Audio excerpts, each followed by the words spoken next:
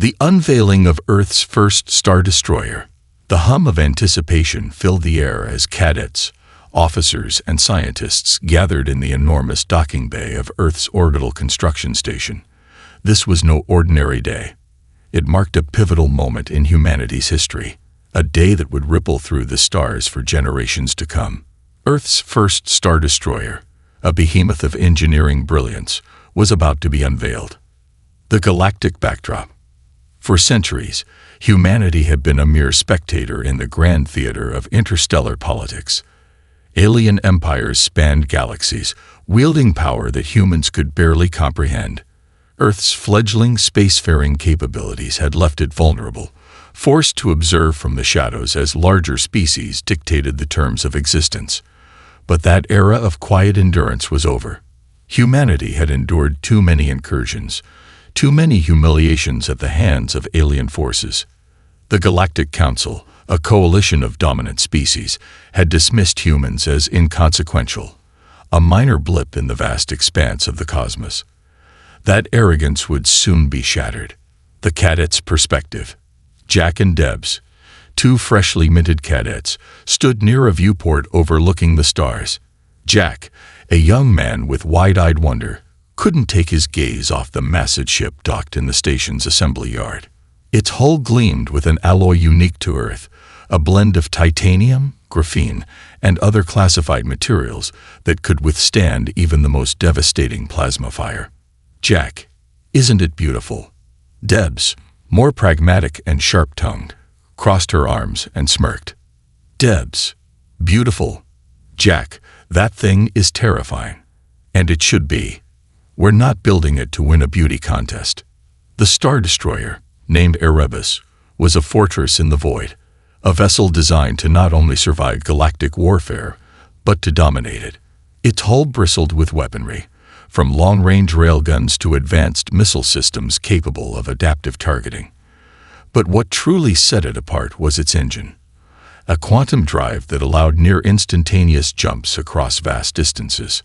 Jack, do you think the aliens have any idea what's coming? Debs, if they don't, they'll learn soon enough. The reveal. As the countdown began, a deep rumble echoed through the station. The Erebus began to move, detaching from its construction cradle. Floodlights illuminated its massive form as it drifted into full view. The crowd erupted in gasps and murmurs. It wasn't just a ship, it was a declaration. The Erebus stretched over 2 kilometers in length, its sleek, angular design optimized for both speed and defense. Its surface shimmered with a faint, otherworldly glow, the result of a new type of energy shielding that absorbed and repurposed incoming fire. Along its sides, the Earth emblem, a globe encircled by olive branches, stood out boldly, a symbol of unity and determination. General Catherine Voss, the mastermind behind the Erebus project, stepped onto the podium. Her voice, calm yet commanding, carried across the bay.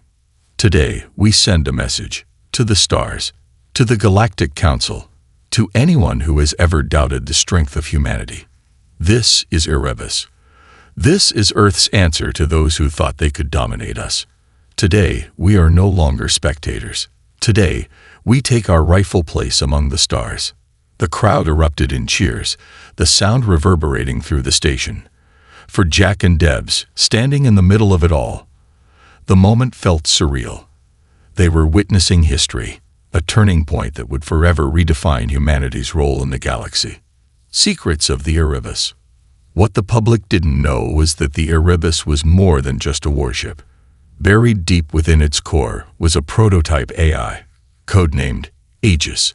Unlike traditional artificial intelligence systems, Aegis was sentient, capable of making independent decisions in the heat of battle.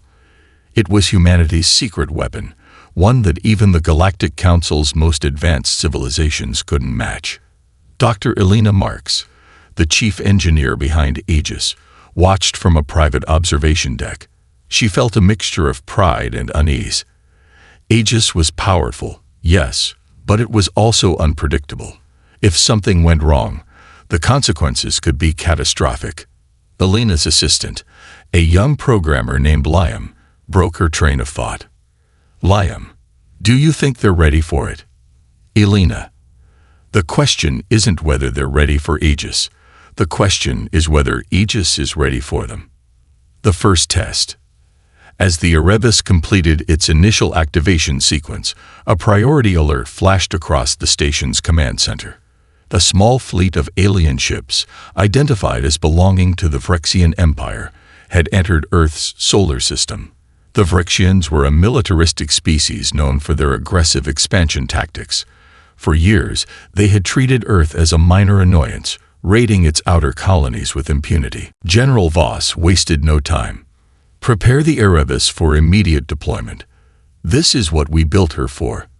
The crowd in the docking bay dispersed as alarms blared. Jack and Debs found themselves swept up in the chaos, assigned to the Erebus as part of its auxiliary crew. The excitement they had felt moments ago was replaced by a gnawing sense of dread. This wasn't a drill. Humanity's first Star Destroyer was about to face its baptism by fire. Aboard the Erebus, the bridge of the Erebus was a marvel of modern technology.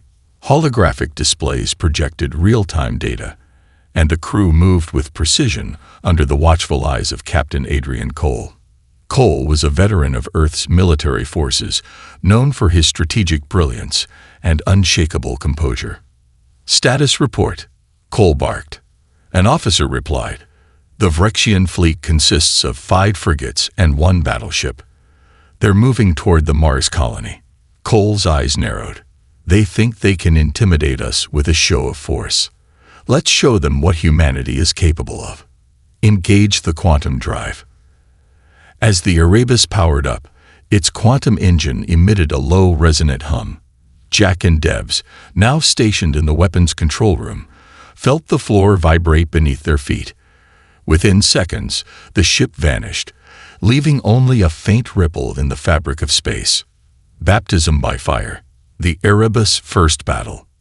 The vast emptiness of space around Mars rippled with distortions as the Erebus exited its quantum jump. Silence reigned for a brief second, a calm before the storm. Then, the Phyrexian fleet appeared on the sensors, 5 sleek, spear-like frigates flanking a hulking battleship. Their formation was tight, organized, and confident. They had no reason to expect resistance. That confidence was about to be shattered. The battlefield awaits. From his position on the bridge, Captain Adrian Cole studied the incoming data. The Phyrexian ships were moving toward the outer colonies on Mars' moon, Phobos. Civilians. Vulnerable. Cole's jaw tightened as he addressed the crew. "Bring up targeting solutions. Arm rail batteries 1 through 6. I want all missile bays loaded." In the weapons control room, Jack and Debs felt the tension as targeting grids flickered across the holographic interface. It was happening. No more simulations. No more training exercises. This was war. Jack's hands hovered over the control pad, trembling slightly. Debs elbowed him. "Breathe, Jack. You'll be fine. We trained for this." Jack exhaled sharply. "I know. It's just, they weren't supposed to come this close to home." Across the room, Senior Weapons Officer Lieutenant Briggs glanced at them. His voice was calm but firm. "This isn't about home anymore. The Phyrexians don't just want Mars. They want to see what Earth will do about it." He smirked. "Let's show them." Contact. The lead Phyrexian battleship noticed Erebus moments after the quantum wake dissipated. The alien vessel shifted course, broadcasting the universal frequency message. A guttural, warbling voice filled the comms. "This is Commander Valtryk of the Phyrexian Empire. Earth vessel, you are in restricted space. Disengage immediately or face annihilation." Captain Cole leaned forward slightly, his expression unreadable. "Reply," he said. A communications officer nodded. "Channel open, sir." Cole's voice was cool and measured. "This is Captain Adrian Cole of the Erebus. You are trespassing in Earth's solar system. Turn your fleet around, or we will engage." Silence. Then, a chilling laugh echoed through the comms. "You challenge us? With 1 ship?" Valtryk sneered. "Earth is as arrogant as ever. Your vessel may be larger than expected, but you lack the firepower to stand against the might of the Phyrexian Empire." Cole raised a brow and cut the transmission.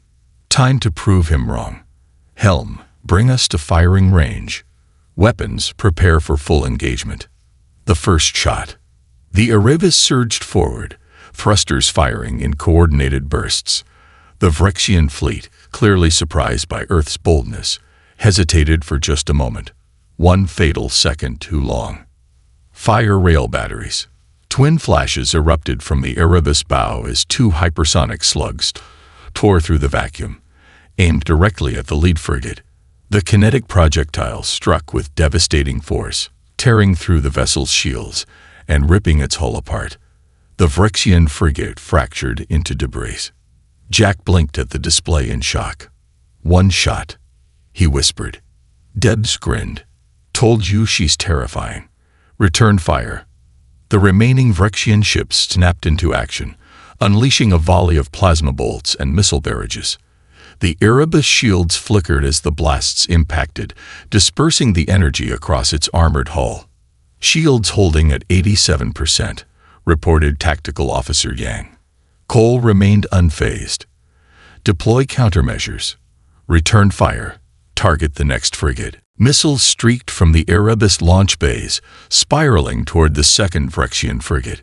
Point defense lasers attempted to intercept, but Earth's weapons were faster and more precise. Explosions rippled across the frigate's surface, leaving it crippled and drifting. The Phyrexian battleship, now aware of the danger, maneuvered to the rear, using the remaining frigates as shields. The AI awakens. Deep within the Erebus, the sentient AI known as Aegis observed the battle, analyzing every movement. The crew controlled the ship, but Aegis anticipated their needs, adjusting minor systems in real time, boosting shields by 2% here, recalibrating missile trajectories there. But something drew Aegis' attention. A distortion. "Captain," the AI's calm, neutral voice echoed through Cole's personal headset. "Sensors detect a second Phyrexian fleet inbound. Quantum signatures suggest 3 additional battleships. Estimated arrival, 6 minutes." Cole's eyes narrowed. "They'd brought reinforcements," he muttered. "Indeed," Aegis confirmed. "I recommend we eliminate the current fleet before their arrival, engaging optional combat protocol." Cole didn't hesitate. "Do it." Tipping the scales, Aegis initiated Valkyrie protocol, activating weapon systems that the crew had not yet seen in action. Along the Erebus hull, panels shifted to reveal concealed plasma lances, high-energy beam weapons designed to pierce even the thickest of alien armor. Fire Valkyrie lances. Blinding beams of light lanced across space, striking the last 2 Phyrexian frigates with surgical precision.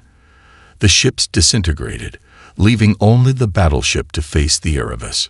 Valtric's voice crackled over comms, now frantic. "Impossible. How can one human ship wield such firepower?" Cole's expression didn't change. "Because it's not just a ship, it's humanity's message." The final blow. The Phyrexian battleship, realizing retreat was the only option, began charging its quantum drive. Cole stood, raising his hand. "Don't let them leave." Railguns locked onto the battleship's engines and fired. The projectiles struck true, detonating the drive and engulfing the ship in a fiery explosion. The battle was over, but Cole's gaze remained fixed on the sensors. 3 battleships inbound, Jack whispered. Debs cracked her knuckles. "I think the Erebus has a few more surprises left." Cole nodded, his voice steady. "Let's show them why they should fear humanity." The siege of Mars, humanity stands alone. The calm after the battle was brief. Too brief. The wreckage of the Phyrexian fleet drifted silently in Mars orbit, but the ominous ping of incoming quantum signatures echoed across the Erebus bridge. The second wave was on its way. Captain Adrian Cole stood with his hands clasped behind his back, staring intently at the sensor data. He could already see the distortions rippling in space, heralding the arrival of 3 more Phyrexian battleships. Each was larger and more heavily armed than the one Erebus had just annihilated. The crew prepares.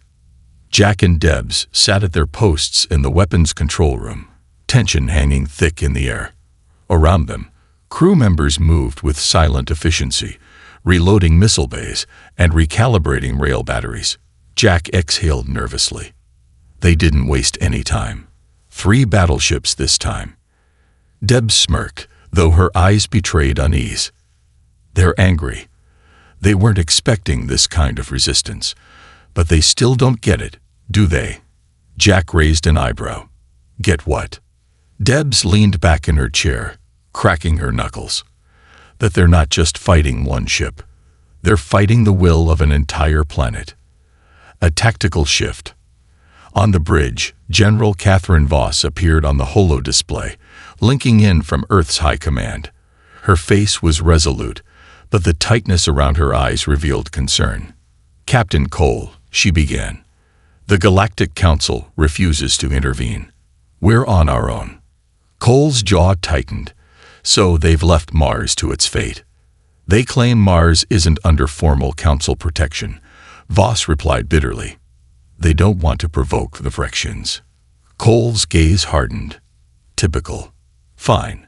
We'll handle this ourselves. Voss nodded. Earth's colonies are evacuating, but it will take time. You need to hold Mars until the transports escape. How long? Cole asked. 3 hours, Voss replied. Cole glanced at the tactical screen. 3 hours against 3 battleships. Understood. We'll hold the line. Battle stations. As the quantum distortions deepened, the Erebus crew braced for engagement. Quantum emergence in 30 seconds, the sensor officer announced. Helm. Cole ordered calmly. Position us between Mars and their emergence point. We hold here. The Erebus glided smoothly into place, its silhouette casting a long shadow over the Martian surface. Rail batteries primed, reported Debs from weapons control. Missile bays hot. Shields at full strength. Cole nodded. Good. The moment they drop out of quantum, hit them with everything we have. The Vrexian armada arrives. With a burst of light, 3 Vrexian battleships emerged from quantum space. Their hulls, obsidian black and lined with pulsating red lights, resembled predatory beasts stalking their prey. But the Erebus was ready. Fire all batteries, Cole commanded. A barrage of rail slugs and missiles streaked across the void, slamming into the lead battleship before its shields fully deployed.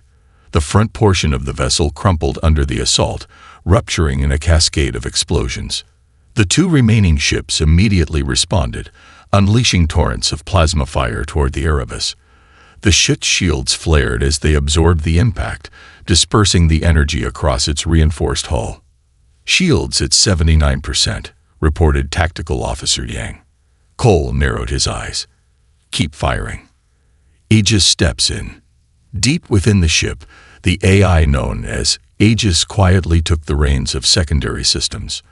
Unburdened by hesitation, it coordinated missile patterns, adjusted shield distributions, and monitored weak points in the enemy's defenses.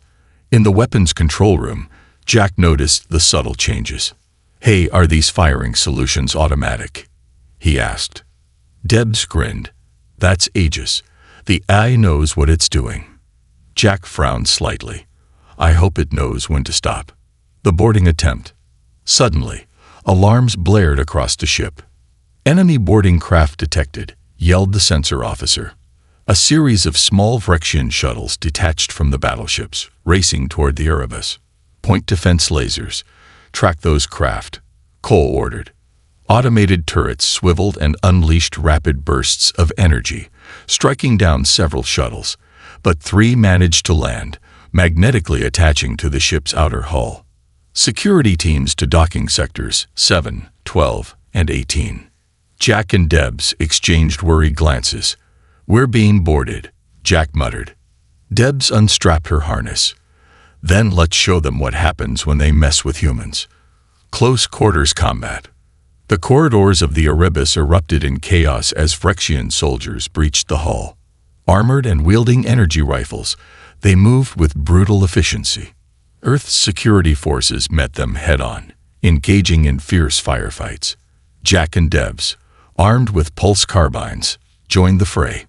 Jack crouched behind a bulkhead, firing bursts at incoming hostiles. Debs sprinted across the hallway, sliding into cover beside him. "They weren't expecting us to fight back this hard," she said, blasting a Vrexian soldier square in the chest.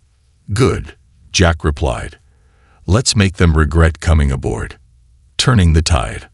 On the bridge, Captain Cole remained focused. One of the Vrexian battleships was retreating, heavily damaged. The second, however, was holding its ground. "Missile bays 2 and 3, target their engines. Let's finish this." A final volley of missiles streaked out, striking the remaining battleship's rear thrusters. The ship buckled under the assault, its engines exploding in a brilliant fireball. Moments later, the boarders on the Erebus began retreating, retreat shuttles detaching and fleeing into the darkness. Victory, for now. As silence returned to the corridors, Jack slumped against the wall, panting. "We held them off," he said. Debs smiled faintly. "One wave down. How many more do you think they'll send?" Jack glanced out a nearby viewport at the Martian surface below. Evacuation transports were beginning to take off, bound for Earth. "I don't know," he admitted, "but we'll hold the line, however long it takes." Cole's voice echoed over the ship's comms. "This battle isn't over, but today humanity proved it will not bow. The longest hour, holding the line for humanity." The deck of the Erebus hummed with quiet tension as the last of the Vrexian boarders were repelled. The sounds of gunfire faded into the cold silence of space. Victory was fleeting.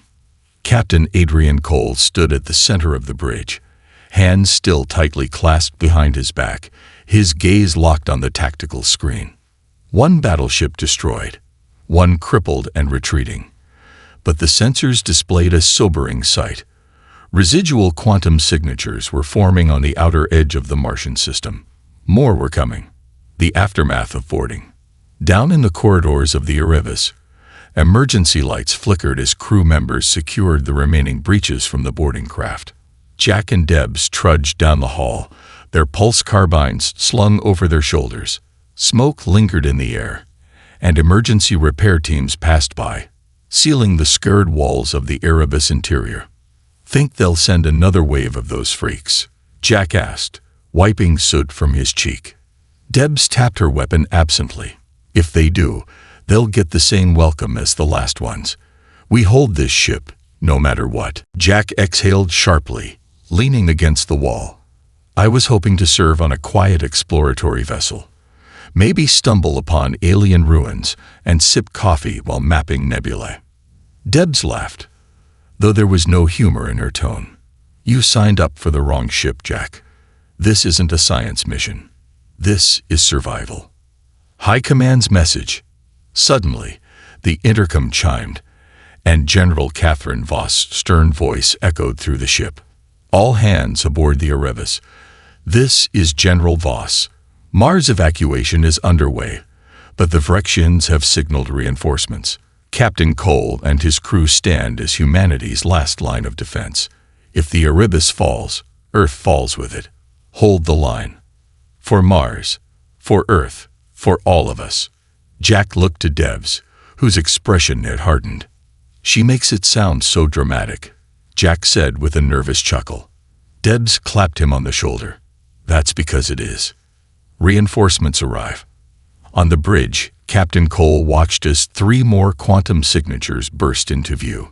3 Vrexian dreadnoughts emerged from hyperspace, larger than anything the Erebus had faced so far. The lead vessel, dark and jagged, resembled a floating fortress. It bristled with weapons, and its forward prow glowed ominously with the telltale shimmer of a massive particle cannon. "Captain," said Tactical Officer Yang, his voice low, "I'm reading energy levels off the scale. That main cannon could crack a planet's surface." Cole narrowed his eyes. "So they'd brought a planet cracker to deal with us." "Orders, sir?" Yang asked. Cole's gaze never wavered. We stopped them here. Aegis activates. Deep within the Erebus, the sentient AI Aegis analyzed the dreadnought's weapons signatures, dissecting their configurations at lightning speed. "Captain," Aegis' voice echoed through Cole's headset. "I recommend offensive action. Standard engagement tactics will not suffice. These dreadnoughts are equipped with gravitational anchors. Our quantum drive will not function while they remain in range." Cole cursed under his breath. No escape. No reinforcements. "Then we fight," Cole responded. Battlefield tactics. The Erebus surged forward to meet the Phyrexian formation head-on.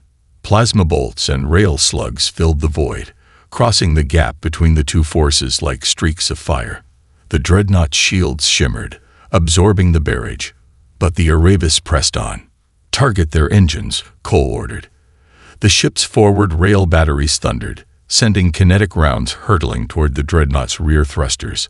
One projectile struck true, puncturing the side of the rightmost dreadnought. Fire bloomed briefly in the vacuum before the flames were snuffed out by the cold of space. "They're regrouping," Yang reported. "Let them," Cole said. "We'll bleed them dry." Desperation tactics. The Phyrexians, realizing brute force would not break the Erebus, deployed smaller attack drones. Thousands of them. Like a swarm of mechanical locusts, they poured out from the dreadnought's bays, spiraling toward the Erebus like a cloud of angry hornets. Jack and Debs, monitoring the weapons grid, paled as they watched the drones approach. "That's a lot," Jack muttered. Debs grinned, a dangerous glint in her eye. "Good. More targets. Point defense lasers," Cole ordered. "Track and fire." Turrets along the Erebus hull spun to life, cutting swaths through the approaching drone cloud. Missiles followed, trailing brilliant arcs as they intercepted the wave. But the drones were relentless. "They're getting too close," Jack shouted. Cole's voice cut through the chaos. "All hands, brace for impact." Close quarters combat. The first wave of drones collided with the Erebus, latching onto the hull and slicing through armor plating with plasma cutters. Explosions rocked the ship as emergency teams scrambled to contain fires and patch breaches. In the corridors, Jack and Debs sprinted toward the lower decks, where drones had breached through docking ports. They were greeted by the sight of crew members fighting the machines with pulse carbines and improvised explosives. "Jack, Debs, with me," Lieutenant Briggs barked, leading them toward the breach point. As they advanced, a drone lunged at Jack. Debs fired, blasting the machine into scrap just before it reached him. "Still breathing?" she asked. Jack nodded shakily. "Barely." The deciding blow. Back on the bridge, Cole watched as the Phyrexian dreadnought charged its planet cracker cannon. The glow intensified, threatening to unleash devastation upon Mars. Aegis' voice pierced the tension. "Captain, I've analyzed the dreadnought's power grid. A concentrated strike to its reactor core will trigger a catastrophic overload." Cole didn't hesitate. "Do it." The Erebus missile bays opened, releasing 2 heavy-class warheads. The missiles spiraled toward the dreadnought, slipping through the weakened defenses and striking the heart of the vessel. A brilliant explosion erupted, consuming the dreadnought in a cascade of fire and debris. The remaining 2 dreadnoughts, their formation broken, retreated. The battle was won. Victory at a cost. As the Erebus drifted in orbit, its hull scared but unbroken, Cole stood in silence, staring at Mars below. The evacuation had succeeded. Humanity had held the line. Jack and Debs joined him on the observation deck. "Will they come back?" Jack asked. Cole's expression was unreadable. "They always come back," he replied. "But next time, they'll know Earth isn't prey." The Shadow Fleet, Earth's secret weapon revealed. The charred wreckage of the Phyrexian dreadnought drifted silently across the void, its broken form casting faint shadows over Mars' surface. Victory belonged to humanity, but on the bridge of the Erebus, there was no celebration, only cold resolve. The battle had been won, But Captain Adrian Cole knew the war was far from over. In the silence that followed, the vastness of space felt heavier than ever. Sensors showed no additional incoming vessels, but the faint specter of distant quantum signatures loomed just outside detection range. Vrexian reinforcements were inevitable. Cole stood at the central holotable, examining tactical overlays with a furrowed brow. His officers waited quietly, aware that something was weighing on their captain's mind. Finally, Cole broke the silence. "Contact High Command. I want authorization for Project Revenant." Murmurs rippled through the bridge crew. Yang, the tactical officer, glanced at Cole in disbelief. "Sir, Project Revenant hasn't been deployed. It's not ready." Cole's eyes narrowed. "It's ready enough. The time for secrets is over. Get me General Voss." Mars surface. The exodus completes. Down on Mars, the last civilian transport lifted off from the red dust-covered spaceport, its engines leaving faint trails in the thin atmosphere. The Mars colonies had been emptied, with the few remaining stragglers boarding cargo freighters retrofitted to carry refugees. In orbit, Jack and Debs watched from the observation deck as the final transports docked with Earth's evacuation fleet. Debs pressed her hands against the glass, staring at the small vessels lining up in formation. "We pulled it off," Jack said, exhaustion evident in his voice. "We actually got them out." Debs remained quiet for a moment before finally speaking. "Yeah, but how long until the next fleet shows up? How many times do we have to do this?" Jack frowned. "As many times as it takes, I guess. Project Revenant, the hidden fleet." An hour later, Cole stood in his private quarters, staring at the holographic display that flickered before him. General Catherine Voss appeared on the screen, arms crossed. "You're invoking Project Revenant?" Voss asked, her tone both skeptical and intrigued. Cole nodded. "We can't fight this war one ship at a time, General. The Arabis did what it was built for, but the Vrexians will return. I won't have the next battle fought with Mars or Earth as the backdrop." Voss considered his words carefully. After a long pause, she sighed. "I'll give you authorization, but understand this. Revenant was never meant to be revealed until Earth itself was under siege. Deploying it now could shift the balance of power across the entire galactic theater." "That's the point," Cole replied flatly. Voss leaned forward slightly. "You know what will happen if the Galactic Council finds out we built a hidden fleet?" "They'll do nothing," Cole said, "not until they realize what the Vrexians are planning." The assembly of ghosts.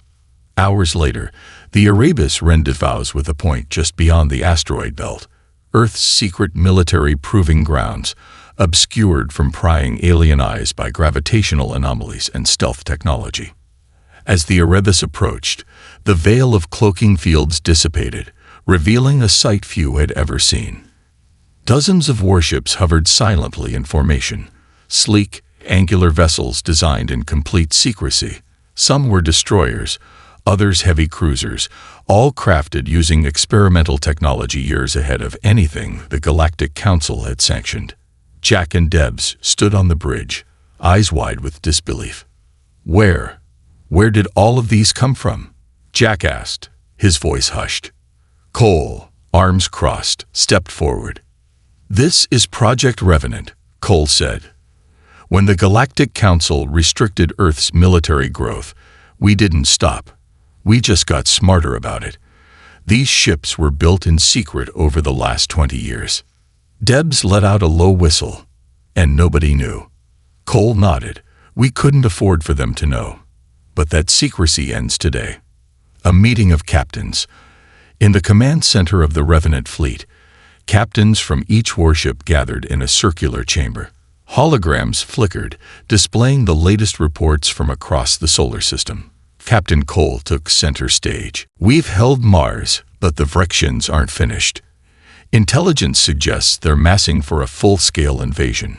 We can't wait for them to strike again. We take the fight to them." Murmurs spread among the assembled officers, but none voiced dissent. These were the elite, chosen for their loyalty and experience. They understood the stakes.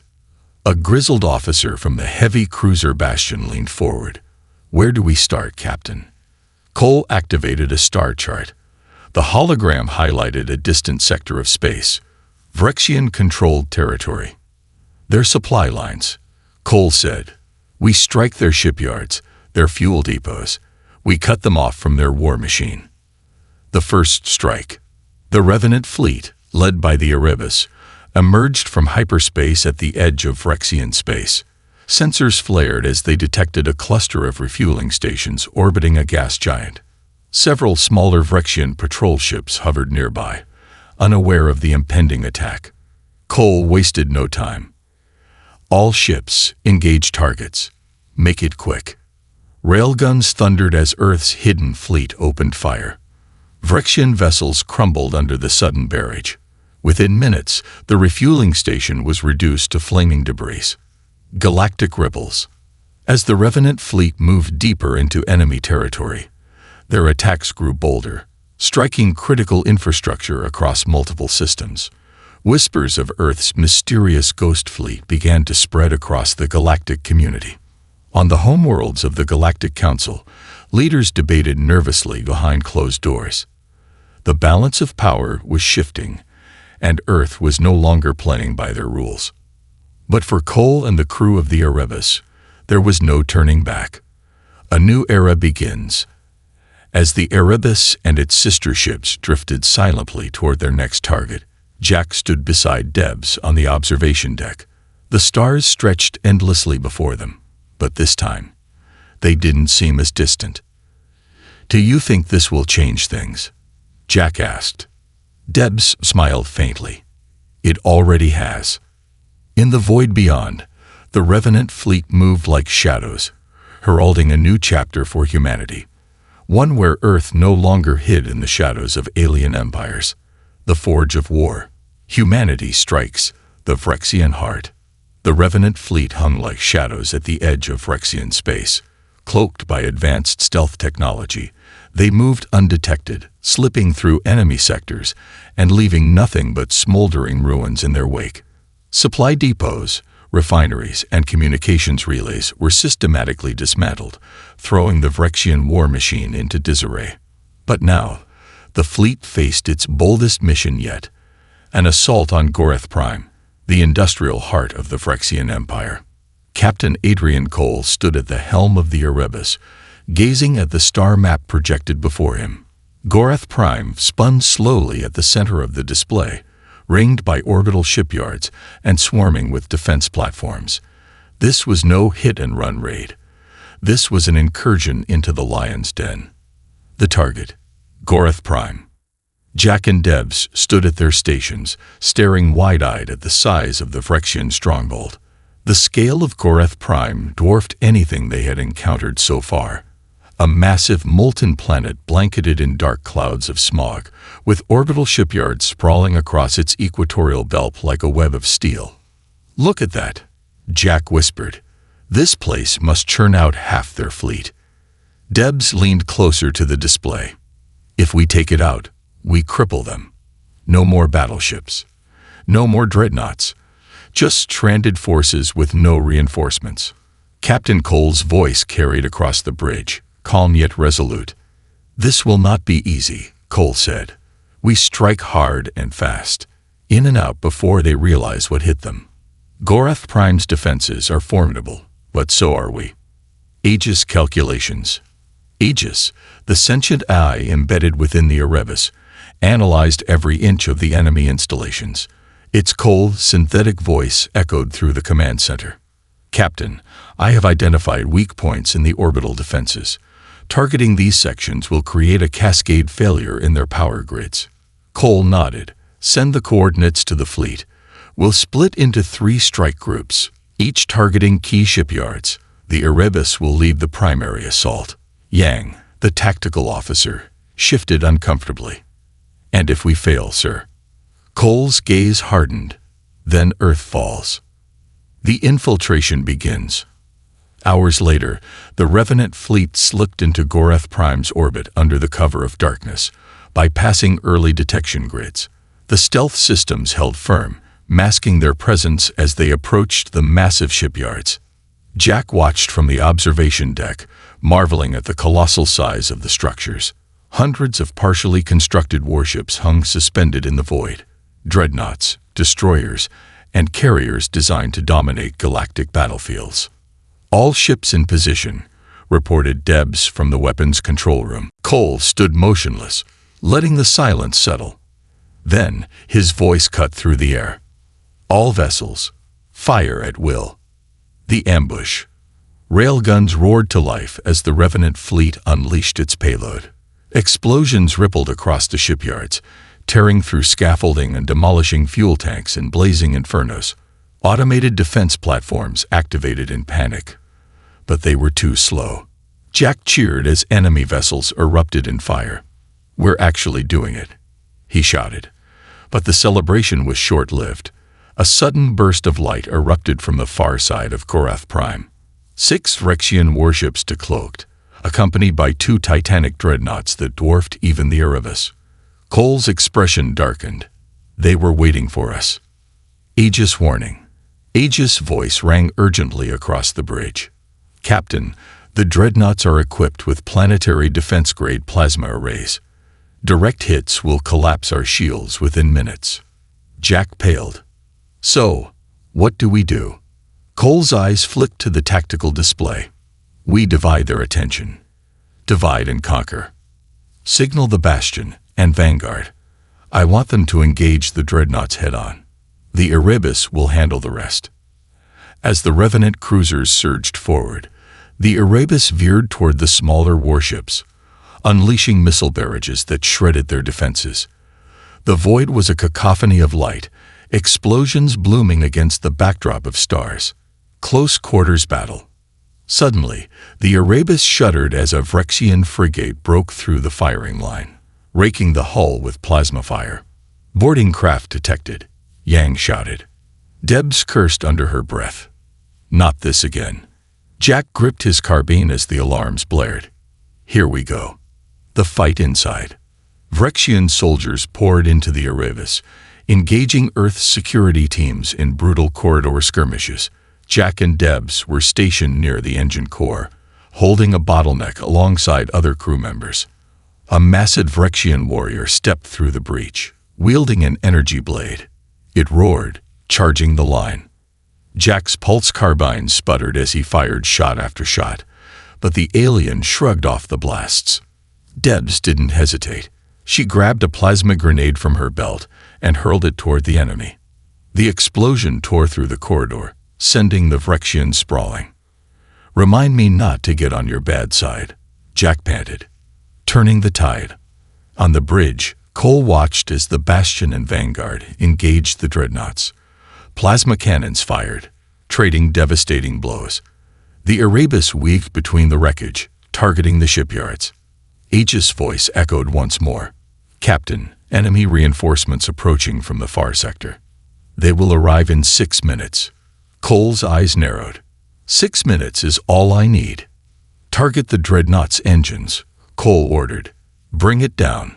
Railguns fired in synchronized bursts, hammering the lead dreadnought until its engines exploded in a flash of fire. Escape from Korath Prime. With the shipyards in ruins and the enemy fleet in disarray, Cole gave the final order. "All ships, disengage. Fall back to Earth." The Erebus turned away from Korath Prime, engines roaring to life as the Revenant fleet slipped back into hyperspace. The mission had been costly, but the blow to the Phyrexians was catastrophic. As the stars blurred into streaks of light, Cole exhaled slowly. They had bought Earth precious time. Victory's cost. Back on Earth, the news of Korath Prime's destruction rippled through the population. For the first time, humanity had struck fear into the hearts of the galaxy. But Cole knew the war was far from over. The Phyrexians would not forget this day. And neither would Earth. The final stand. Humanity's reckoning. The Erebus drifted silently over Earth, its scared hull reflecting the faint blue light of the planet below. Victory at Korath Prime had sent shockwaves across the galaxy, but with it came an inevitable response. The Vrexian Empire had been wounded, but not broken. Now, their full might was converging on the Sol system. Captain Adrian Cole stood alone in his quarters, staring out the viewport as Earth rotated beneath him. He could feel the weight of the coming storm pressing down on his shoulders. Reports indicated that over 30 Vrexian warships, dreadnoughts, battleships, and cruisers were assembling at the edge of the system. This was no longer a skirmish. It was extinction or survival. A meeting of commanders. In the war room aboard the Erebus, holograms of Earth's remaining fleet hovered over the table. Cole sat at the head, flanked by the captains of the Revenant fleet, including the grizzled Admiral Rourke of the Bastion. "We hit them hard at Gorath Prime," Rourke began, his voice gravelly. "But now they're coming for revenge. 30 ships, Cole. That's more firepower than we've ever faced." Cole's eyes didn't waver. "We have 20 ships. Not enough to meet them head-on, but we aren't going to fight them like they expect." Rourke raised a brow. "You have a plan." Cole activated the display, zooming in on Saturn's moon Titan. "They'll come through the outer system, using Titan's orbit as a staging ground. We intercept them before they consolidate, break their formation, and divide their forces. If we hit fast and hard, we stand a chance." Another captain, Anya Malik of the Vanguard, leaned forward. "A chance against 30 ships." Cole's gaze was cold but unrelenting. "If we don't, Earth burns." The eve of battle. Across Earth's colonies and defense platforms, the call to arms spread like wildfire. From the asteroid belt to the far reaches of Neptune's moons, every available warship was drawn back to Sol. Civilian ships evacuated Mars and Luna, retreating to the safe zones deep within Earth's gravity well. Jack and Debs found themselves on the observation deck, watching the planet grow larger beneath them as the Erebus descended toward its final resupply.